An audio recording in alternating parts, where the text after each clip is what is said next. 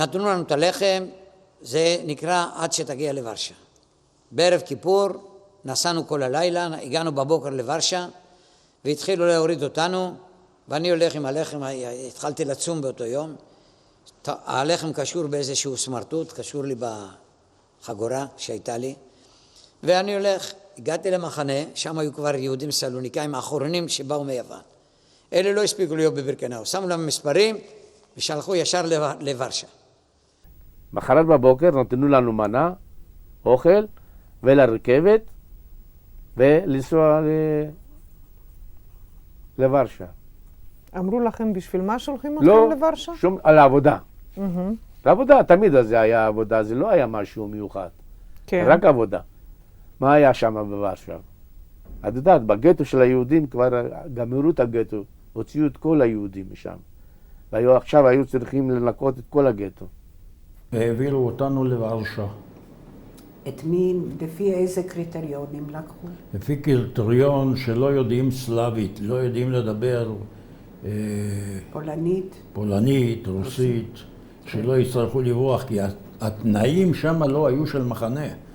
כן. זה היה הרס, הם פשוט הרסו את ורשה, הרסו אותה, והם רצו... זה היה מאוחר, אחרי מרד גטו ורשה. אחרי מרד, בטח, אחרי שגמרו את המרד, אחרי שגמרו אותם. אז אנחנו באנו שמה, את ההריסות, להוציא את הלבנים. כל ורשה הייתה בנויה מלבנים אדומות. כך עברנו כל יום, במלחמות, בלי אוכל. אוכל היה לנו מעט מאוד. אם מצאנו, והיו כאלה חברים שמצאו בבונקרים, צנמים, שהיהודים הכינו לעצמם, אם מצאת דבר כזה, יכולת להסתיר אותו, וכל יום לקחת קצת לאכול. היו מפוצצים בתים של הגטו של היהודים. אנחנו, אחרי שהיו מפוצצים את זה, אנחנו היינו לוקחים את הלבנים, מנקים אותם, מסדרים את זה בכמויות ובשורות. זה כמות מסוים, זאת אומרת 700 או 500 בלוקים או 750 בלוקים, אני לא זוכר בדיוק, בערימה, מסודר יפה, ואחר כך בערב היו באים, לוקחים את זה. כשבאת להריסות האלה של הגטו, ידעת מה קרה לפני זה שם? ידעתם מישהו סיפר לכם? ידענו, בטח, ידענו שזה היה גטו של היהודים, היינו פוגשים בבונקרים, היינו פוגשים גוויות. כן. גוויות, והיינו לוקחים זלוטים, היה להם כסף.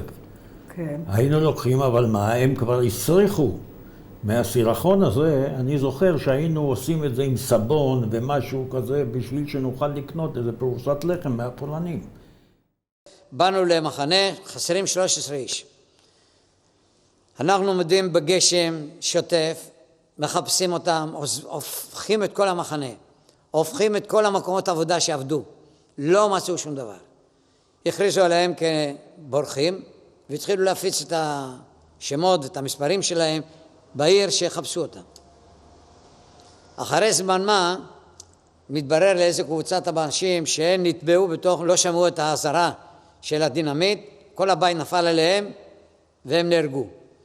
אז כשבאו אנחנו היינו באים שם, לא פעם מצאנו ידיים, רגליים של יהודים, שלפני המרד, שנקברו בתוך ההפצצות.